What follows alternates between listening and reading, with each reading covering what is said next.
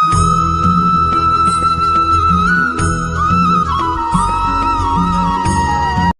সংসারে সবথেকে বেশি কোমল বস্তু হলো রেশম।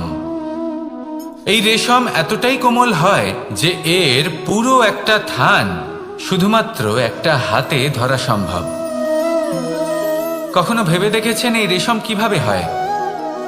একটি কীট তার লালার দ্বারা উৎপন্ন হয়। এই কীট সেই রেশমকে পাক দিতে থাকে, পাক দিতেই থাকে আর আস্তে আস্তে তার মধ্যেই জড়িয়ে পড়ে।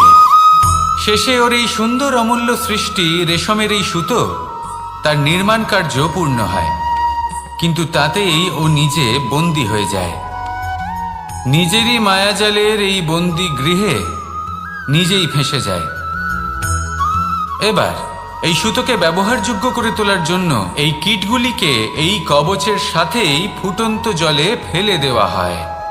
এই সংসারে যদি আমাদের স্বপ্ন এই সংসারের দুঃখ হরণ করার জন্য, এই সংসারে সুখ বিতরণ করার জন্য হয়, তবেই আমাদের প্রগতি সম্ভব। যদি আমাদের এই স্বপ্ন শুধুই আমাদের এবং আমাদের স্বার্থ সিদ্ধির জন্য হয়, তাহলে এই স্বপ্ন আমাদের অন্ধ করে দেবে, আমাদের অন্ধকারের পথে নিয়ে যাবে, আর আমরাও সেই কীটের মতো হয়ে যাব। নিজেদেরই মায়াজালে আমরা নিজেই ফেঁসে যাব, আর শেষে আমরা যদি কিছু লাভ করি তা হবে একাকিত্ব, অন্ধকারময় মৃত্যু। তাই স্বপ্ন অবশ্যই দেখুন, কিন্তু এমনভাবে স্বপ্ন দেখবেন না যে তার এই বন্দিগৃহে আপনি নিজেই ফেঁসে গেলেন। স্বপ্ন দেখুন পরোপকারে।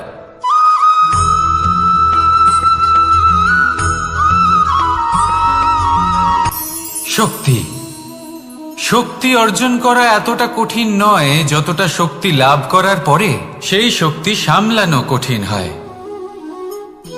কারণ যেই মানুষ শক্তি লাভ করে তার মনে গর্ববোধ জন্মায়, জন্মায় অহংকার, জন্মায় জেদ। তাই শক্তি প্রাপ্ত করার সাথে বিনম্র থাকাও অত্যন্ত আবশ্যক। আর এটা আমাদের শেখা উচিত বৃক্ষের থেকে। বৃক্ষ যা আমাদের ফল দেয়, বৃক্ষ যা যত ফল দেয় ততটাই ঝুঁকে যায়। আমরা পাথর মারি ওই বৃক্ষের থেকে ফল প্রাপ্ত করার জন্য। সেই পাথরের মার সহ্য করেও বৃক্ষ আমাদের ফল দেয়। কোনো গর্ববোধ নেই, কোনো অহংকার বোধ নেই, আর সেই জন্য এই বৃক্ষের পুজো করা হয়। এটাই হলো মাহাত্ম্য শক্তির সাথে বিনম্রতার। যদি এই শক্তি সৃজন করে থাকে, সাহায্য করে থাকে, সম্বল হয়ে থাকে, তবেই সেই শক্তি উপযুক্ত। আর নয়তো সেই শক্তি একদিন আপনাকে আসক্ত অবশ্যই করবে। তাহলে শক্তি অবশ্যই অর্জন করুন, কিন্তু তার সাথে সেই শক্তি সামলানোর মতো বিবেকও আপনাকে অবশ্যই জাগ্রত করতে হবে। তাহলে আসুন আমার সাথে ভালোবেসে বলুন রাধা রাধা।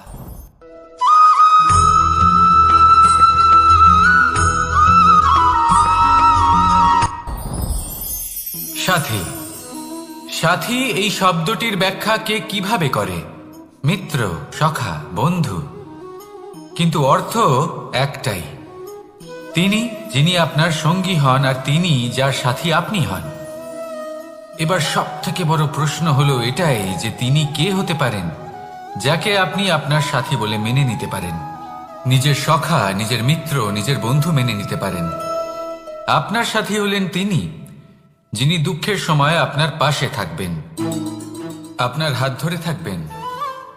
আপনার সাথী হলেন তিনি যার হাত আপনি নিজের সুখের দিনে ধরে থাকবেন। সেই সাথীরই হাত ধরুন যিনি দুঃখে সবসময় আপনাকে সাহায্য করার জন্য তৎপর হয়ে থাকেন, আপনার পাশে থাকেন, আর যাকে সুখের দিনে আপনি আপনার সাথে রাখতে পারেন। আর যখন আপনার সাথে আপনার এই সাথী থাকবে তখন আপনি এটা বুঝবেন যে যখন জীবনে দুঃখ আসে তখন এই দুঃখ কমে যায়, সবার মধ্যে ভাগ হয়ে যায়। আর যদি তখন সুখ আসে তাহলে সেটা সবার উপস্থিতিতে আরো বেড়ে যায়। এটাই হলো প্রেম, এটাই হলো ভালোবাসা, এটাই হলো সঙ্গ। যেমন সম্পর্ক আমার আর রাধার মাঝে, তাহলে আসুন আর আমার সাথে ভালোবেসে বলুন, রাধা রাধা।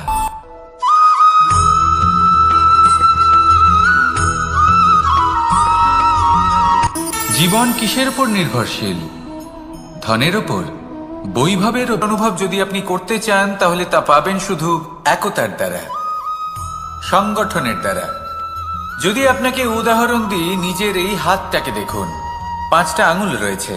কোনো একটা বস্তুকে নিজের একটা আঙুল দ্বারা তুলে ধরার চেষ্টা করে দেখুন, বড়ই কষ্ট হবে। তখন আপনি বুঝতে পারবেন যখন এই 5টি আঙুল একত্রিত হয় তখন কোনো কাজ কতটা সহজ হতে পারে। এটাই হলো শক্তি একতার। সব থেকে ভালো উদাহরণ যদি আপনাকে দিই তাহলে বাঁশি। এই বাঁশি থেকে অত্যন্ত মধুর সুর নির্গত হয় যা সবার মন প্রসন্ন করে দেয়। এই কথা সত্যি, কিন্তু এই বাঁশি আমি একটা বা দুটো আঙুল দিয়ে বাজাতে পারবো না। আমাকে প্রত্যেকটা আঙুল ব্যবহার করতেই হবে, তবেই এর থেকে মধুর সুর নির্গত হবে যা সকলকে প্রসন্ন করবে, ঠিক কিনা?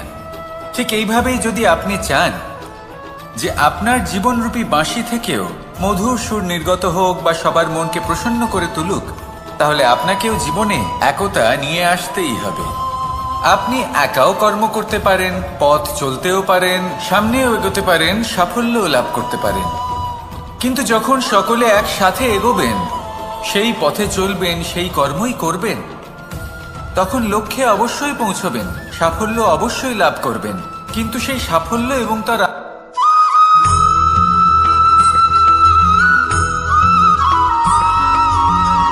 পুরুষার্থ। শাস্ত্রে 4 ধরনের পুরুষার্থের কথা বলা হয়েছে। প্রথম হলো ধর্ম। আপনি কি জানেন এই ধর্ম আসলে কি? আপনার কি মনে হয় ধর্ম আসলে কি? কোনো বিশেষ ঈশ্বরকে মানাই কি ধর্ম বলা হয়? নাকি কোনো বিশেষ রীতি পালন করাই হলো ধর্ম? নাকি কোনো বিশেষ সাহিত্যকে সর্বশ্রেষ্ঠ মনে করাই হলো ধর্ম? না, ধর্ম হলো সেটা যাকে ধারণ করা যেতে পারে। আর ধারণ শুধু সেটাই করা যায় যা পবিত্র।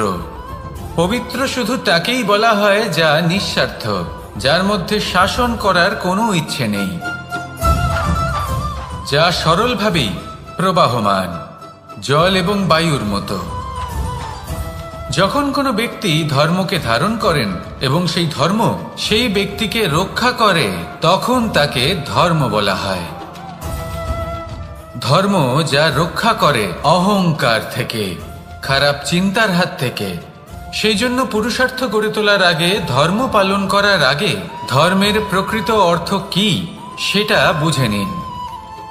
এটা জেনে রাখুন যে সমস্ত ধর্মের আধার, সমস্ত ধর্মের ভিত শুধুমাত্র ভালোবাসা। আসুন আর এই ভালোবাসার সাথেই বলুন, রাধা রাধা।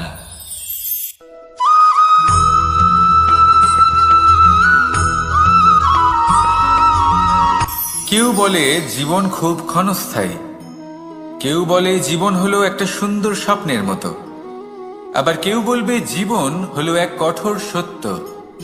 কিন্তু জীবন আসলে কি? জীবন হলো আপনারই প্রতিবিম্ব, একটা দর্পণ। অর্থাৎ আপনি জীবনকে সেইভাবেই পাবেন যেরকম আপনি নিজেকে প্রতিপন্ন করবেন। যদি আপনি দর্পণের দিকে তাকিয়ে হাসেন, তাহলে আপনি সামনে হাসি মুখী দেখতে পাবেন। এবার যদি আপনি গম্ভীর হয়ে থাকেন, তাহলে আপনি একজন রুষ্ট ব্যক্তি দেখতে পাবেন। শেষে সবথেকে বেশি গুরুত্বপূর্ণ হলো আপনার চেষ্টা। আপনাকে সবসময় চেষ্টা করতে হবে যাতে আপনি নিজেকে প্রসন্ন এবং ইতিবাচক মনোভাবে রাখেন। এটা হলো আপনারই উত্তরদায়িত্ব, তাকে পালন করুন। এই মনকে প্রসন্ন রাখুন, এই সংসারকে সুন্দর বলে মনে হবে। আর এই মন প্রসন্ন হয়ে বলবে, রাধা রাধা।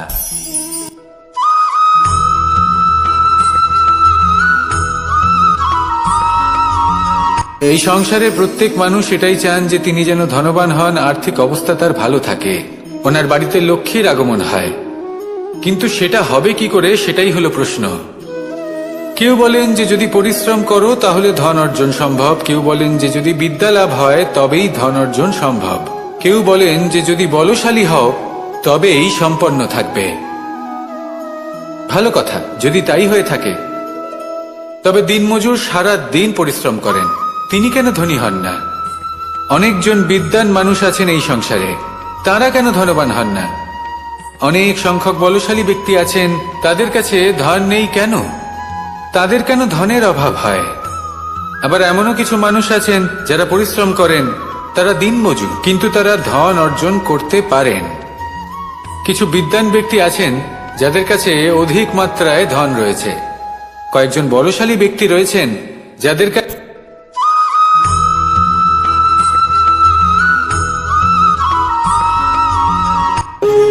যখন মানুষের মৃত্যু হয় তখন কি হয়? অনেক সংখ্যক মানুষ শোক পালন করতে চলে আসেন। যে ব্যক্তি মৃত্যু লাভ করেছেন তার অনেক বস্তু থাকে যেগুলো তার প্রিয়, যেগুলো তিনি ব্যবহার করেছেন। তার শয্যা, তার বস্ত্র, তার আভূষণ সবকিছু তার থেকে বিচ্ছিন্ন করা হয় এবং খালি হাতে তাকে শ্মশানের উদ্দেশ্যে রওনা করা হয়। আমি আপনাকে এই প্রশ্ন করতে চাই, আপনি এই সংসারে কি অর্জন করেছেন? ধন সম্পত্তি, বস্ত্র, আভূষণ, এই সবকিছু যে আপনি অর্জন করেছেন, আপনার মৃত্যুর পরে তা আপনার থেকে দূর হয়ে যাবে। এর উত্তর হলো একটাই, আপনার কর্ম। শুধু সেটাই আছে যা একান্ত আপনার, আর শুধু সেটাই এই সংসার থেকে চলে যাওয়ার পরেও সংসারেই জীবিত থাকবে। যদি আপনি দুষ্কর্ম করেন তাহলে এই সংসার আপনাকে একটি অনুচিত উদাহরণ হিসেবে মনে রাখবে যে এই ব্যক্তি খুব পাপী ছিল, অনুচিত কর্ম করতেন।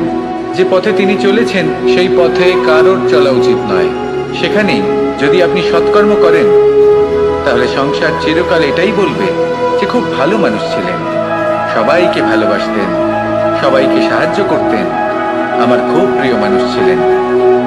এটাই হলো শ্রেষ্ঠ কর্ম। সেই জন্য জীবনে শুধুমাত্র ধন সম্পত্তি, আভূষণ এই সব অর্জন করতে গিয়ে নিজের মনোনিবেশ করবেন না। শ্রেষ্ঠ কর্ম করুন।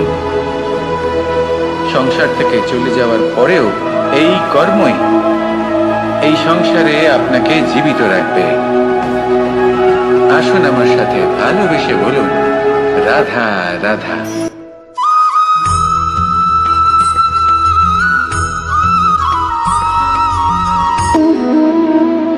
সম্পর্ক হলো আমাদের জীবনের একটি আধার। কিছু সম্পর্ক এমন যা আমরা জন্মসূত্রে লাভ করি, যেমন পরিবার, মা বাবা। কিছু সম্পর্ক আছে যা আমরা জীবনে অর্জন করে থাকি, তা সে প্রেমের হোক, স্নেহের হোক বা বন্ধুত্বের।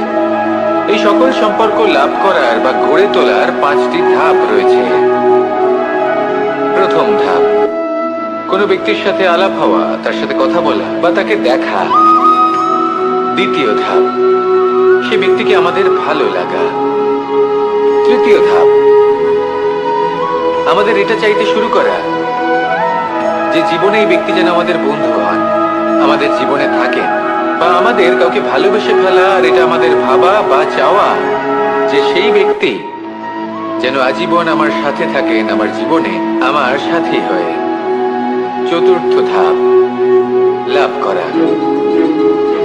এবার এই ধাপটি অনেক মানুষের পক্ষেই খুবই সরল হয়, বড়ই সরলভাবে নিজেদের সঙ্গীকে লাভ করে থাকেন। কিছু মানুষের জন্য এই ধাপ অত্যন্ত কঠিন হয়ে থাকে। অনেক প্রতিকূল পরিস্থিতির উপর জয়লাভ করে তারা সঙ্গীকে লাভ করেন, কিন্তু লাভ অবশ্যই করেন। এরপরে আসে পঞ্চম, অন্তিম এবং সব থেকে গুরুত্বপূর্ণ ধাপ। সেটা হলো সেই সম্পর্ক পালন করা। এটা হলো এমন এক বিষয় যা প্রত্যেক মানুষের শেখা উচিত।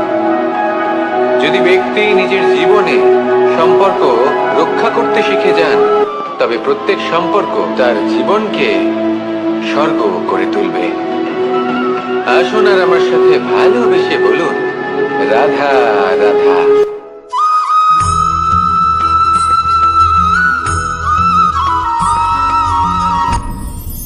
আপনি কি কখনো কোনো জলের ধারা দেখেছেন? তার সামনে যতই মাটি থাকুক না কেন, যতই কাদা থাকুক না কেন, যখন এই জলের ধারা বইতে আরম্ভ করে দেয়, তাহলে নিজের মনের, নিজের ভাবনার, নিজের জীবনের যত অনাবশ্যক তত্ত্ব আছে, অনুপযোগী অংশ রয়েছে, অর্থাৎ অপরিষ্কার অংশ রয়েছে তা নিজে থেকেই নির্মল হয়ে উঠবে। আর যেরকম জলের ধারা কখনো থেমে থাকে না, সব সময় বয়ে চলে, সেইভাবে আপনিও কখনোই থামবেন না। সবসময় বয়ে চলুন, এগোতে থাকুন। পথে যদি অনেক বিপদ আসে, সমস্যা আসে, থামবেন না, তার উপর নিরন্তর প্রহার করুন, নিরন্তর প্রয়াস করুন আর অগ্রসর হন। আপনি ভেবে দেখুন, এই জলের ধারা কখনো থেমে থাকে না, সবসময় বয়ে চলে, বিপদের সম্মুখীন হয়ে তাকে সাথে বয়ে নিয়ে চলে। সেই জন্য জলের ধারা, প্রবাহমান এই ধারা, এর থেকে কখনো দুর্গন্ধ আসে না, এতে কখনো ময়লা জমতে পারে না, বরং পালিত হয় সুন্দর প্রাণবন্ত জীবজন্তু, যেমন সুন্দর ছোট মাছ। তাই আপনিও এটাই করুন, কখনো থামবেন না, শুধু চলতে থাকুন, জলের ধারার মতো বইতে থাকুন। আপনি আপনার লক্ষ্য অবশ্যই খুঁজে পাবেন, আর তার সাথে নিজের অন্তরের যে মালিন্য রয়েছে তা আপনি নিজেই নিজের থেকে দূরে করে দেবেন। তাহলে আসুন আর আমার সাথে ভালোবেসে বলুন, রাধা রাধা।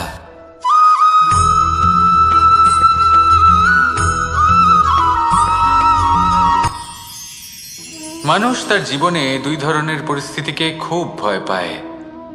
এক, কোনো কারণবশত কারোর সামনে নত হওয়া। দুই, কোনো কারণে নিজের চরিত্র থেকে, নিজের মূল্যবোধ থেকে বিচ্যুত হওয়া। এবার কেন হয় এরকম যে কথায় কথায় কারোর সামনে নত হতে হয়? কেন বারংবার নিজের চরিত্র থেকে চ্যুত হতে হয়? এরকম কেন হয়? এটা তখনই হয় যখন আমাদের শিক্ষা এবং মূল্যবোধের অভাব থাকে। যদি মানুষের মধ্যে প্রকৃত শিক্ষা থাকে, তাহলে এই সংসারে কোনো সময় এবং কারোর সামনেই নত হওয়ার কোনো প্রয়োজন নেই। যদি মানুষের মধ্যে মূল্যবোধ থাকে, তাহলে তাকে নিজের মূল্যবোধ বা চরিত্র থেকে বিচ্যুত হতে হয় না, তা সে যাই হয়ে যাক না কেন। কোনো বালককে যদি জন্ম থেকেই সুশিক্ষার অধিকারী করা হয়, শিক্ষিত করা হয়, মূল্যবোধের অধিকারী করা হয়, তবে সে এই সংসারে এমন কর্ম করবে যাতে সে নিজেকে, নিজের পরিবারকে, সমগ্র সমাজকে গর্বিত করতে পারে। শিক্ষা লাভ করুন, মূল্যবোধ লাভ করুন এবং আমার সাথে ভালোবেসে বলুন, রাধা রাধা।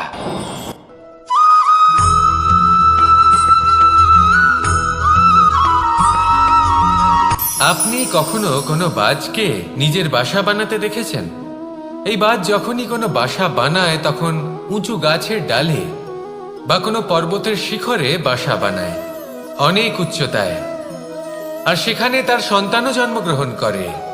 যখন এই সন্তানেরা জন্মায়, তখন এই বাজ খুবই ভালোবেসে এবং খুব সাবধানে এদের পালন পোষণ করে, নিজের ঠোঁট দিয়ে তাদের ঠোঁটে খাবার পরিবেশন করে।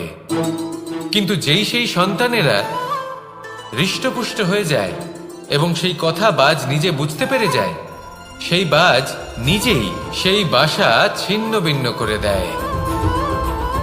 সেই সন্তান যাদের সবেমাত্র ডানা গজিয়েছে, কিভাবে উঠতে হয় তারা জানে না, সেই সন্তানগুলিকে উচ্চতা থেকে ঠেলে দেয়।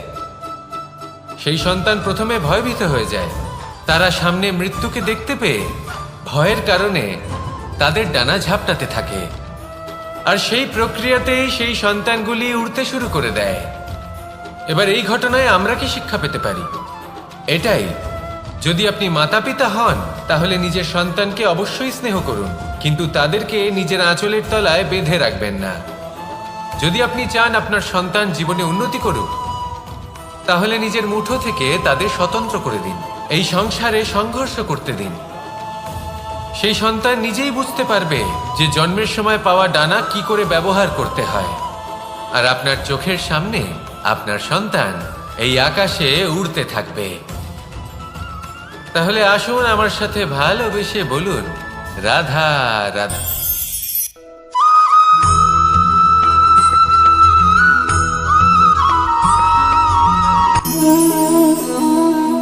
নিয়তি। রাধা আমাকে বলে, কৃষ্ণ, যদি তুমি জানো যে নিয়তিতে কি আছে, তাহলে তাকে বদলে দাও না কেন? মহাদেব আমাকে বলেন যে শ্রীকৃষ্ণ, যদি আপনি এটা জানেন যে সাম্বের নিয়তি এটাই, তাহলে আপনি তাকে বদলানোর চেষ্টা কেন করেন? কেন? কারণ আমি একজন পিতা, আর পিতার কর্তব্য এটাই, তিনি যেন সম্ভাব্য সব চেষ্টা করেন নিজের সন্তানের মঙ্গলের জন্য। নিয়তি আমি জানি, কিন্তু এটাও আমি জানি যে কর্মের থেকে বড় আর কোনো নিয়তি হতে পারে না। অভিজ্ঞতাও রয়েছে যে কর্মের হাতে নিয়তির এই চক্র বদলে যেতে পারে। তাই জীবনে যদি আপনার কখনো এমন মনে হয় যে এটা তো অসম্ভব, তখনও চেষ্টা করা কখনোই ছাড়বেন না। কে বলতে পারে আপনারই কর্মের কোনো এক বীজ হয়তো নিয়তির চাকায় আটকে গেল, আর নিয়তিকে নিজের পথ পাল্টাতে হলো, ঠিক কি না? সেই জন্য নিয়তিকে ভাগ্য মেনে নিয়ে চুপ করে বসে থাকবেন না। নিজের নিয়তি স্বয়ং নিজের কর্মের দ্বারা নির্ধারিত করুন, কারণ আপনার এই কর্মের ওপরেই আপনার অধিকার রয়েছে, আর এই অধিকারকে নিয়তি অনেক সময় সম্মানও করে। তাহলে আসুন আর আমার সাথে ভালোবেসে বলুন, রাধা রাধা।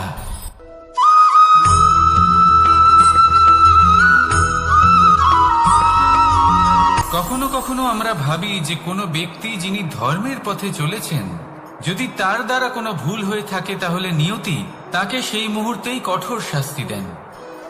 কিন্তু সেই সব মানুষ যারা সংসারের সব থেকে বড় অধর্মী, বহু নিকৃষ্ট মানের কাজ করেন, তাদের নিয়তি অনেক সুযোগ দেন। তাদের নিয়তি এরকম কঠোর প্রহার করেন না। এই ভাবনা কখনো না কখনো মনে আসেই। ভেবে দেখুন কেন?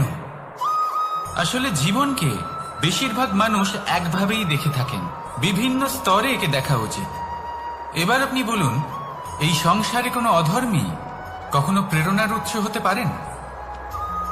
কখনোই নয়। যে মানুষ নিজের আত্মাকে মলিন করে ফেলেছেন, তিনি এই সংসারকে কিভাবে প্রেরণা যোগাবেন? উনি নিজেই বুঝতে পারেন না কোনটা করা উচিত, ধর্ম কোনটা। তাই নিয়তি তাকে একটা সুযোগ দেন, এটা বোঝার সুযোগ দেন যে কোনটা উচিত, কোনটা ধর্ম। সুযোগ দেন নিজের বিবেক জাগিয়ে তোলার, তাকে সুযোগ দেন নিজের অন্তরাত্মার ডাক শোনার। যখন তাতেও কাজ হয় না, তখন নিয়তির কাছে একটাই পথ বাকি থাকে, আর তা হল মহাবিনাশ।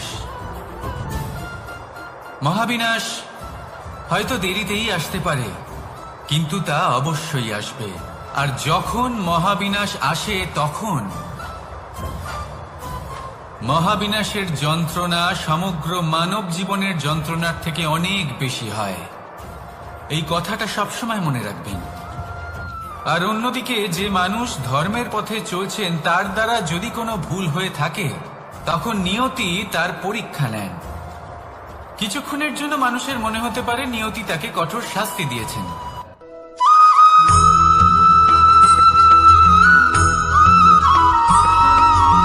এই সংসারে কখনো কোনো ব্যক্তিকে তার বাইরের পোশাক দেখে বিচার করার চেষ্টা করবেন না। এটা খুব বড় ভুল করবেন। যেমন আমরা জীবনে অনেক সময় এমন করি। ধরুন কোথাও একটা গাছ দেখলাম, খুব বিশাল আকারের একটা গাছ, যেটা মাটির থেকে অনেক উঁচুতে পৌঁছে গেছে, যার বিশাল শাখা আছে। সেগুলো দেখে আমরা ভাবি যে এই গাছে হয়তো কত সুস্বাদু ফল আছে। আমরা সেই গাছের পরিচর্যা করতে থাকি।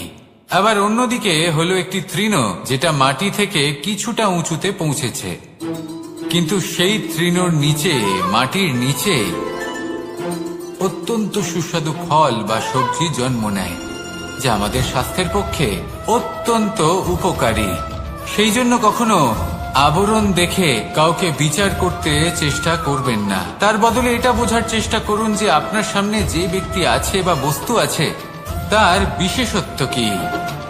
যদি এই বিশেষত্ব বোঝার ক্ষমতা আপনি অর্জন করেন, যদি এই শিল্প আপনি নিজের ভেতরে জাগ্রত করেন, তাহলে এই সংসারে বিশেষত্ব কি সেটা আপনি জানতে পারবেন। আর এই সমস্ত খেলা দৃষ্টি থেকে নয়, দৃষ্টিভঙ্গি থেকে জন্ম নেয়।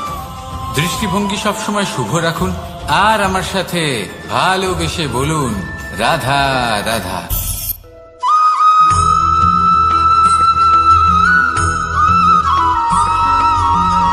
পুরুষার্থ। শাস্ত্রে 4 ধরনের পুরুষার্থের কথা বলা হয়েছে। প্রথম হলো ধর্ম। আপনি কি জানেন এই ধর্ম আসলে কি? আপনার কি মনে হয় ধর্ম আসলে কি? কোনো বিশেষ ঈশ্বরকে মানাই কি ধর্ম বলা হয়? নাকি কোনো বিশেষ রীতি পালন করাই হলো ধর্ম? নাকি কোনো বিশেষ সাহিত্যকে সর্বশ্রেষ্ঠ মনে করাই হলো ধর্ম? না, ধর্ম হলো সেটা যাকে ধারণ করা যেতে পারে। আর ধারণ শুধু সেটাই করা যায় যা পবিত্র। পবিত্র শুধু তাকেই বলা হয় যা নিঃস্বার্থ, যার মধ্যে শাসন করার কোনো ইচ্ছে নেই, যা সরলভাবেই প্রবাহমান, জল এবং বায়ুর মতো। যখন কোনো ব্যক্তি ধর্মকে ধারণ করেন এবং সেই ধর্ম সেই ব্যক্তিকে রক্ষা করে, তখন তাকে ধর্ম বলা হয়। ধর্ম যা রক্ষা করে অহংকার থেকে, খারাপ চিন্তার হাত থেকে। সেই জন্য পুরুষার্থ গড়ে তোলার আগে, ধর্ম পালন করার আগে ধর্মের প্রকৃত অর্থ কি সেটা বুঝে নিন। এটা জেনে রাখুন যে সমস্ত ধর্মের আধার, সমস্ত ধর্মের ভিত শুধুমাত্র ভালোবাসা। আসুন আর এই ভালোবাসার সাথেই বলুন রাধা রাধা।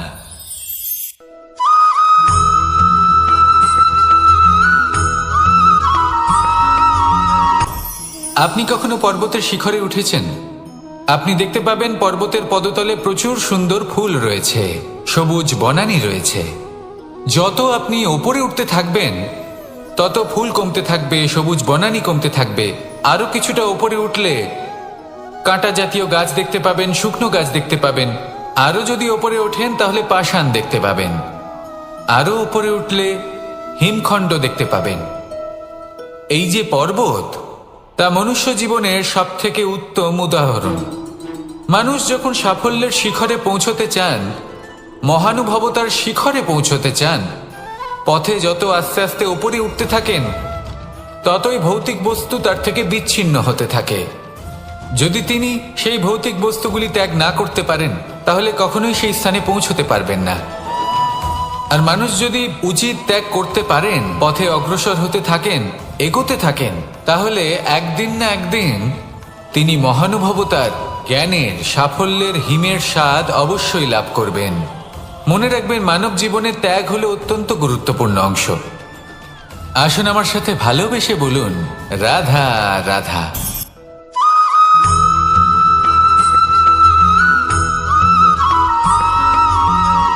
কেউ বলে জীবন খুব ক্ষণস্থায়ী, কেউ বলে জীবন হলো একটা সুন্দর স্বপ্নের মতো, আবার কেউ বলবে জীবন হলো এক কঠোর সত্য।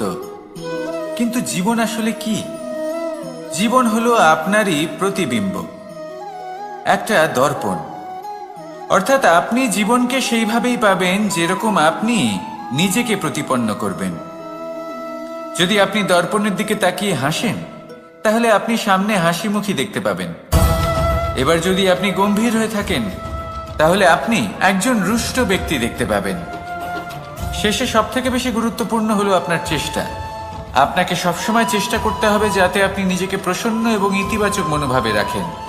এটা হলো আপনারই উত্তরদায়িত্ব, তাকে পালন করুন। এই মনকে প্রসন্ন রাখুন, এই সংসারকে সুন্দর বলে মনে হবে। আর এই মন প্রসন্ন হয়ে বলবে রাধা রাধা।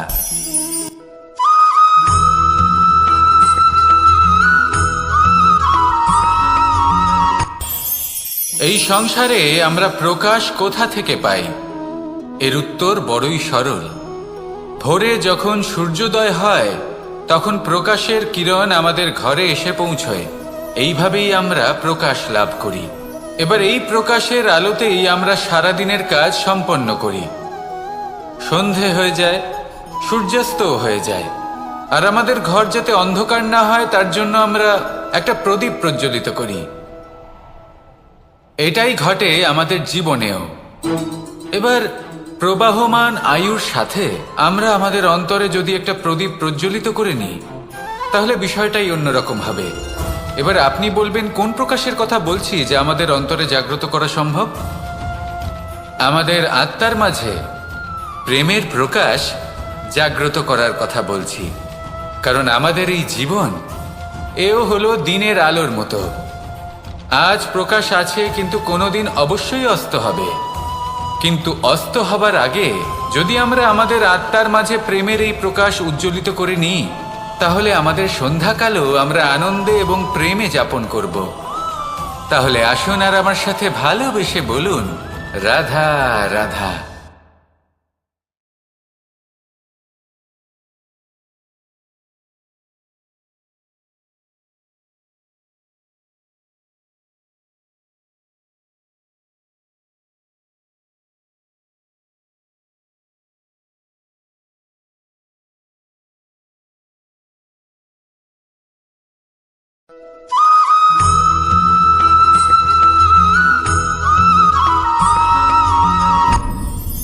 আপনি কি কখনো কোনো জলের ধারা দেখেছেন?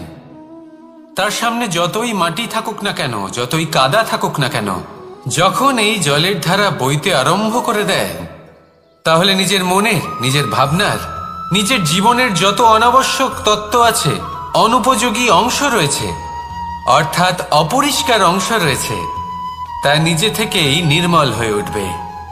আর যেরকম জলের ধারা কখনো থেমে থাকে না, সব সময় বয়ে চলে, সেইভাবে আপনিও কখনোই থামবেন না।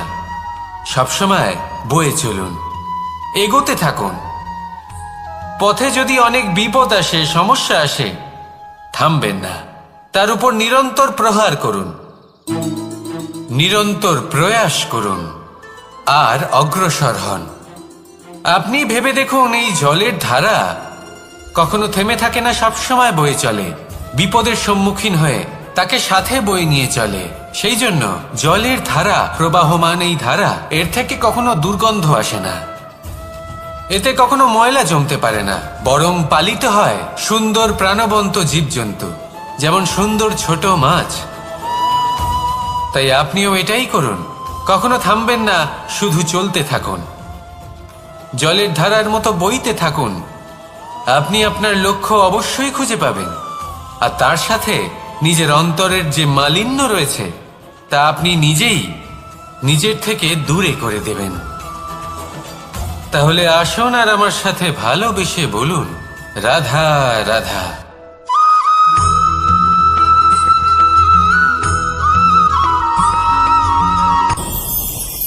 ভয়ের সাথে আমরা সবাই পরিচিত, কষ্টও আমরা সবাই পেয়েছি।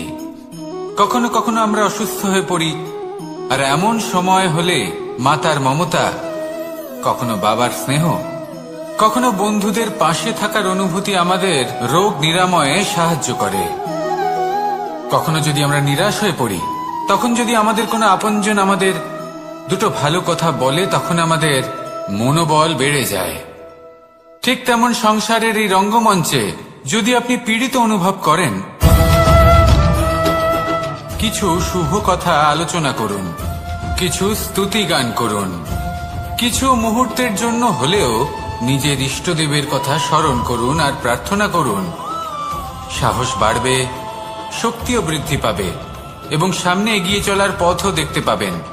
তখন এই মন প্রসন্ন হয়ে বলবে, রাধা রাধা।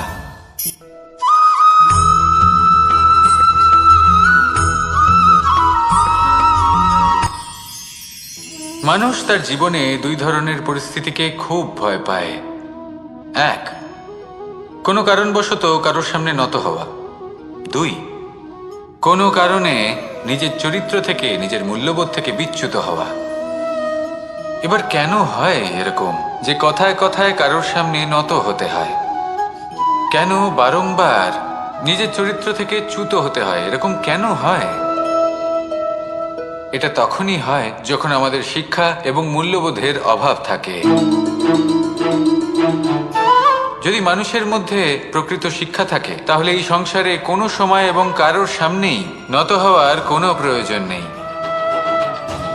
যদি মানুষের মধ্যে মূল্যবোধ থাকে, তাহলে তাকে নিজের মূল্যবোধ বা চরিত্র থেকে বিচ্যুত হতে হয় না, তা সে যাই হয়ে যাক না কেন। কোনো বালককে যদি জন্ম থেকেই সুশিক্ষার অধিকারী করা হয়, শিক্ষিত করা হয়, মূল্যবোধের অধিকারী করা হয়, তবে সে এই সংসারে এমন কর্ম করবে যাতে সে নিজেকে, নিজের পরিবারকে, সমগ্র সমাজকে গর্বিত করতে পারে। শিক্ষা লাভ করুন, মূল্যবোধ লাভ করুন এবং আমার সাথে ভালোবেসে বলুন, রাধা রাধা।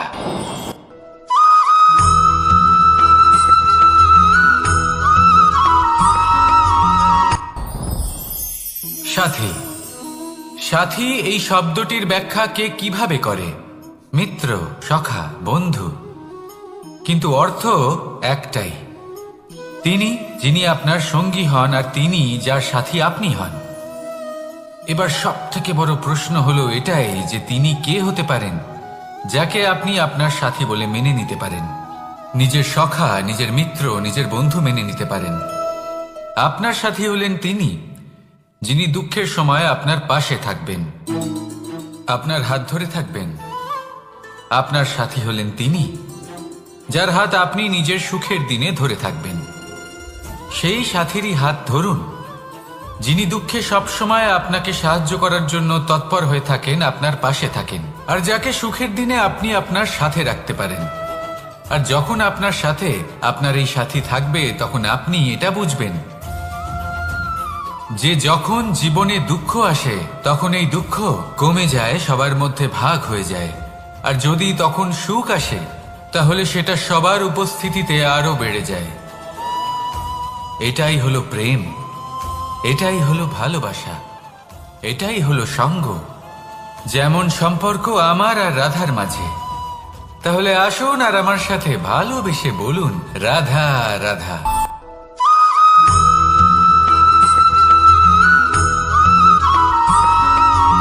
কখনো কখনো আমরা ভাবি যে কোনো ব্যক্তি যিনি ধর্মের পথে চলেছেন, যদি তার দ্বারা কোনো ভুল হয়ে থাকে তাহলে নিয়তি তাকে সেই মুহূর্তেই কঠোর শাস্তি দেন। কিন্তু সেই সব মানুষ যারা সংসারের সব থেকে বড় অধর্মী, বহু নিকৃষ্ট মানের কাজ করেন, তাদের নিয়তি অনেক সুযোগ দেন। তাদের নিয়তি এরকম কঠোর প্রহার করেন না। এই ভাবনা কখনো না কখনো মনে আসেই।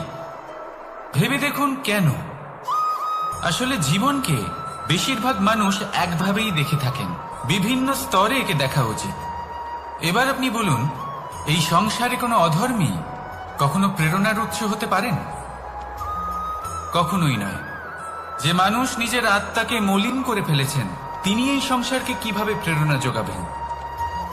উনি নিজেই বুঝতে পারেন না কোনটা করা উচিত, ধর্ম কোনটা। তাই নিয়তি তাকে একটা সুযোগ দেন, এটা বোঝার সুযোগ দেন যে কোনটা উচিত, কোনটা ধর্ম। সুযোগ দেন নিজের বিবেক জাগিয়ে তোলার, তাকে সুযোগ দেন নিজের অন্তরাত্মার ডাক শোনার। যখন তাতেও কাজ হয় না তখন নিয়তির কাছে একটাই পথ বাকি থাকে, আর তা হল মহাবিনাশ। মহাবিনাশ হয়তো দেরিতেই আসতে পারে, কিন্তু তা অবশ্যই আসবে। আর যখন মহাবিনাশ আসে তখন মহাবিনাশের যন্ত্রণা সমগ্র মানব জীবনের যন্ত্রণার থেকে অনেক বেশি হয়। এই কথাটা সবসময় মনে রাখবেন। আর অন্যদিকে যে মানুষ ধর্মের পথে চলছেন তার দ্বারা যদি কোনো ভুল হয়ে থাকে তখন নিয়তি তার পরীক্ষা নেন। কিছুক্ষণের জন্য মানুষের মনে হতে পারে নিয়তি তাকে কঠোর শাস্তি দিয়েছেন,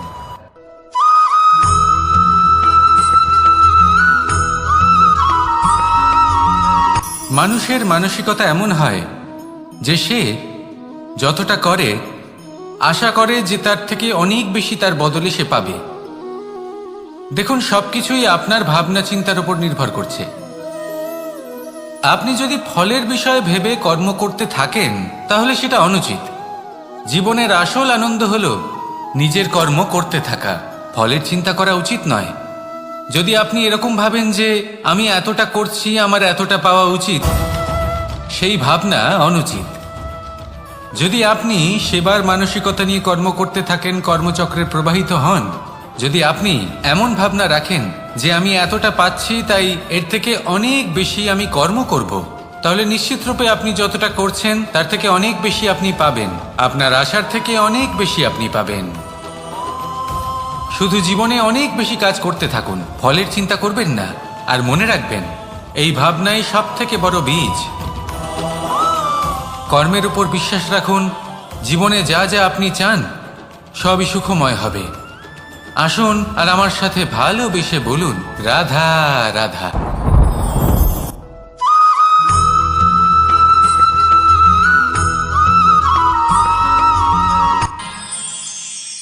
আমরা সবাই সূর্যকে সম্মান কেন করি? কারণ আমরা জানি যে সন্ধেবেলা যখন সূর্যাস্ত হবে তখন শুধুমাত্র অন্ধকার বাকি থাকবে। ঠিক কিছুটা এরকমই হয় আমাদের মাতা পিতাও, যিনি আমাদের জন্ম দেন, আমাদের ভরণ পোষণ করেন, আমাদের বড় করেন, আমাদের প্রেম প্রদান করেন। কখনো কখনো তাদের মুখ থেকে কটু কথা নিঃসৃত হয়, আমাদের দুঃখ হয়, কিন্তু তখন আমাদের এটা বোঝা উচিত এগুলি নিঃসৃত হচ্ছে আমাদেরই মঙ্গলের জন্য। যেমন সূর্যদেব, উনিও উত্তাপ দিয়ে থাকেন আমাদেরই মঙ্গলের জন্য, যাতে ফসল পাকতে পারে, যাতে জল বাষ্প হয়ে মেঘ হতে পারে, বৃষ্টি হতে পারে, আর এই সংসারে নিরন্তর জলের প্রবাহ থাকে। আমাদের মাতা পিতা, তাদের কঠোর আচরণ, তাদের কঠোর অনুশাসনের পেছনে লুকিয়ে থাকে ওনাদের ভালোবাসা। আমাদের তা বুঝতে হবে, সসম্মানে ওনাদের গ্রহণ করতে হবে। কারণ ঠিক সূর্যাস্তের পরে যেমন চতুর্দিক অন্ধকারচ্ছন্ন হয়ে যায়, তেমনি আমাদের জীবন থেকে যখন আমাদের মাতা পিতা চলে যায় তখন আমাদের জীবনেও শুধু এবং শুধুমাত্র অন্ধকারই ছেয়ে থাকে। সেই জন্য নিজের মাতা পিতাকে সম্মান করুন, ওনাদের ভালোবাসা প্রদান করুন। এই মন আর এই জীবন প্রসন্ন হয়ে বলবে, রাধা রাধা।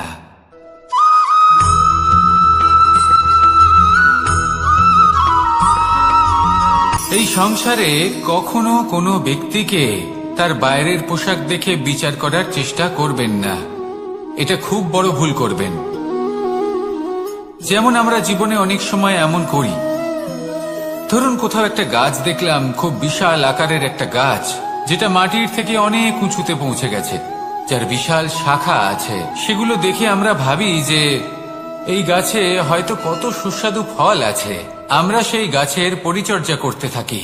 আবার অন্যদিকে হলো একটি তৃণ, যেটা মাটি থেকে কিছুটা উঁচুতে পৌঁছেছে, কিন্তু সেই তৃণর নিচে, মাটির নিচে অত্যন্ত সুস্বাদু ফল বা সবজি জন্ম নেয়, যা আমাদের স্বাস্থ্যের পক্ষে অত্যন্ত উপকারী। সেই জন্য কখনো আবরণ দেখে কাউকে বিচার করতে চেষ্টা করবেন না, তার বদলে এটা বোঝার চেষ্টা করুন যে আপনার সামনে যে ব্যক্তি আছে বা বস্তু আছে তার বিশেষত্ব কি। যদি এই বিশেষত্ব বোঝার ক্ষমতা আপনি অর্জন করেন, যদি এই শিল্প আপনি নিজের ভেতরে জাগ্রত করেন, তাহলে এই সংসারে বিশেষত্ব কি সেটা আপনি জানতে পারবেন। আর এই সমস্ত খেলা দৃষ্টি থেকে নয়, দৃষ্টিভঙ্গি থেকে জন্ম নেয়। দৃষ্টিভঙ্গি সবসময় শুভ রাখুন আর আমার সাথে ভালোবেসে বলুন, রাধা রাধা।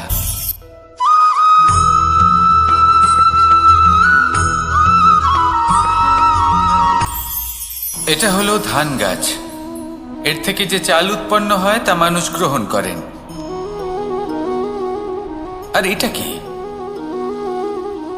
এ হলো জংলি ঘাস। একবার ভেবে দেখুন, যদি এই জংলি ঘাস ধান গাছের আশেপাশে থাকে তাহলে কি হবে? ধান উৎপন্ন হতে পারবে? তা উৎকৃষ্ট হতে পারবে? আমরা কি তা গ্রহণ করতে পারবো? কখনোই নয়। এই জংলি ঘাস ধানকে নষ্ট করে দেবে, কিন্তু নিজে জীবিত থাকবে।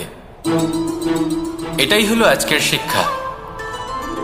এই সংসারে যদি আপনি নীতির পথে চলতে চান, উচিত কর্ম করতে চান, সংসারকে সেবা করতে চান, তাহলে জংলি ঘাসের মতো ব্যক্তিদের থেকে সবসময় দূরে থাকতে হবে। সেই ব্যক্তি যারা দুর্নীতি এবং মিথ্যা দ্বারা পরিপূর্ণ, যাদের ব্যবহার অশুভ, যাদের অনেক অশুভ গুণ রয়েছে, তারা সঠিক নয়। সেই সকল ব্যক্তি যাদের চরিত্র অত্যন্ত দুষ্ট হয়, তারা হয় শুভ চরিত্রের ব্যক্তিকে একদম নষ্ট করে দেয়, নয় নিজের মতো বানিয়ে তোলে। তাই যদি আপনি নীতির পথে চলতে চান, এই সংসারের জন্য শুভ কর্ম করতে চান, তাহলে সেই সঙ্গ লাভ করুন যে সঙ্গ জ্ঞানে পরিপূর্ণ, যাদের মধ্যে অনেক গুণ আছে, যাদের থেকে প্রতিদিন কিছু শিখতে পারবেন, এমন ব্যক্তির সাথে জীবন অতিবাহিত করুন, দুরাচারীদের থেকে দূরে থাকুন। তবেই এই মন প্রসন্ন হয়ে বলবে, রাধা রাধা।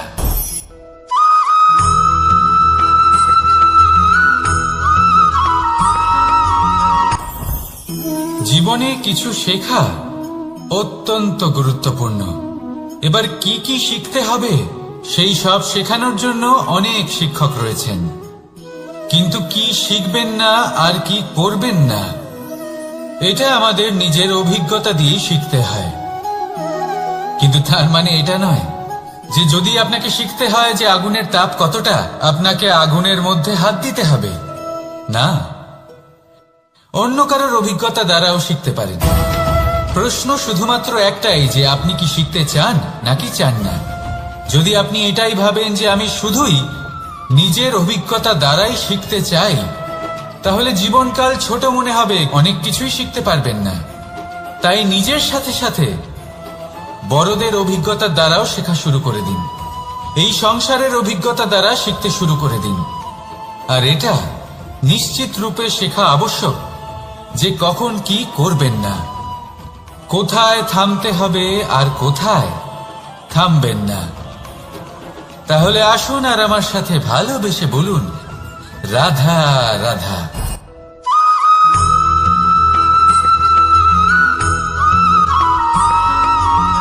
এই সংসারে সব থেকে বেশি কোমল বস্তু হলো রেশম। এই রেশম এতটাই কোমল হয় যে এর পুরো একটা থান শুধুমাত্র একটা হাতে ধরা সম্ভব। কখনো ভেবে দেখেছেন এই রেশম কিভাবে হয়? একটি কীট তার লালার দ্বারা উৎপন্ন হয়। এই কীট সেই রেশমকে পাক দিতে থাকে, পাক দিতেই থাকে আর আস্তে আস্তে তার মধ্যেই জড়িয়ে পড়ে। শেষে ওর এই সুন্দর অমূল্য সৃষ্টি রেশমের এই সুতো তার নির্মাণ কার্য পূর্ণ হয়, কিন্তু তাতেই ও নিজে বন্দী হয়ে যায়। নিজেরই মায়াজালের এই বন্দী গৃহে নিজেই ফেঁসে যায়। এবার এই সুতোকে ব্যবহারযোগ্য করে তোলার জন্য এই কীটগুলিকে এই কবচের সাথেই ফুটন্ত জলে ফেলে দেওয়া হয়। এই সংসারে যদি আমাদের স্বপ্ন এই সংসারের দুঃখ হরণ করার জন্য, এই সংসারে সুখ বিতরণ করার জন্য হয়, তবেই আমাদের প্রগতি সম্ভব।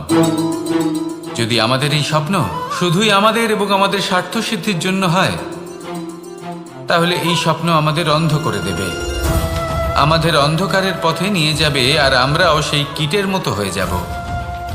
নিজেদেরই মায়াজালে আমরা নিজেই ফেঁসে যাব, আর শেষে আমরা যদি কিছু লাভ করি তা হবে একাকিত্ব, অন্ধকারময় মৃত্যু। তাই স্বপ্ন অবশ্যই দেখুন, কিন্তু এমনভাবে স্বপ্ন দেখবেন না যে তার এই বন্দিগৃহে আপনি নিজেই ফেঁসে গেলেন। স্বপ্ন দেখুন পরোপকারে।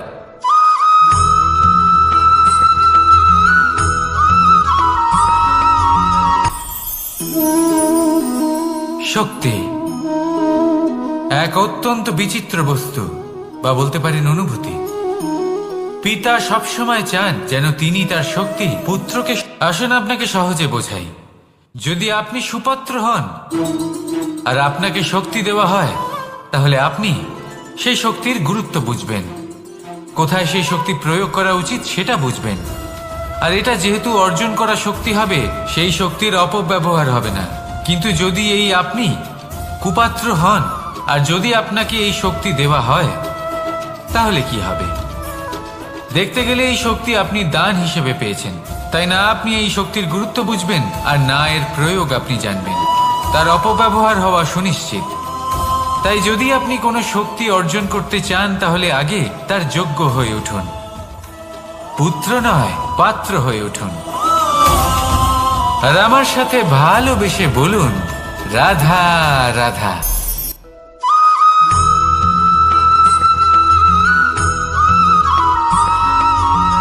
এই সংসারে প্রত্যেক মানুষ এটাই চান যে তিনি যেন ধনবান হন, আর্থিক অবস্থা তার ভালো থাকে, ওনার বাড়িতে লক্ষ্মীর আগমন হয়। কিন্তু সেটা হবে কি করে, সেটাই হলো প্রশ্ন। কেউ বলেন যে যদি পরিশ্রম করো তাহলে ধন অর্জন সম্ভব, কেউ বলেন যে যদি বিদ্যা লাভ হয় তবেই ধন অর্জন সম্ভব, কেউ বলেন যে যদি বলশালী হও তবেই সম্পন্ন থাকবে। ভালো কথা, যদি তাই হয়ে থাকে, তবে দিনমজুর সারা দিন পরিশ্রম করেন, তিনি কেন ধনী হন না? অনেকজন বিদ্বান মানুষ আছেন এই সংসারে, তারা কেন ধনবান হন না? অনেক সংখ্যক বলশালী ব্যক্তি আছেন, তাদের কাছে ধন নেই কেন? তাদের কেন ধনের অভাব হয়? আবার এমনও কিছু মানুষ আছেন যারা পরিশ্রম করেন, তারা দিনমজুর, কিন্তু তারা ধন অর্জন করতে পারেন। কিছু বিদ্বান ব্যক্তি আছেন যাদের কাছে অধিক মাত্রায় ধন রয়েছে। কয়েকজন বলশালী ব্যক্তি রয়েছেন যাদের কাছে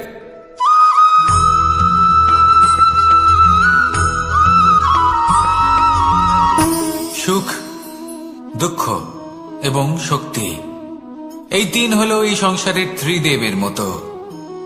আমাদের জীবনে যা কিছু ঘটছে এই তিনটির ভিত্তির উপরেই হচ্ছে। আসলে এই সংসারের একটা নিয়ম আছে, যখনই আপনি কিছু লাভ করেন, এই সংসার আপনার পরীক্ষা নেয়। এটা জানার জন্য আপনার পরীক্ষা নেয় যে আপনি যা কিছুই লাভ করেছেন, আপনি কি আদৌ সেটার যোগ্য কিনা। ঠিক সেইভাবেই এই সুখ, দুঃখ এবং শক্তি আপনার পরীক্ষা নিয়ে থাকে। যখন সুখ আসে তখন সে আপনার পরীক্ষা নেয় যে আপনার মধ্যে অহংবোধ জাগ্রত হয়নি তো। যদি অহংবোধ চলে আসে তাহলে সুখ সেখানেই সঙ্গ ত্যাগ করে। দুঃখ আপনার ধৈর্যের পরীক্ষা নিতে থাকে, আর যদি আপনার মধ্যে ধৈর্য না থাকে তাহলে এটা আপনাকে আরো বেশি দুঃখের গভীর অন্ধকারে ঠেলে দেবে।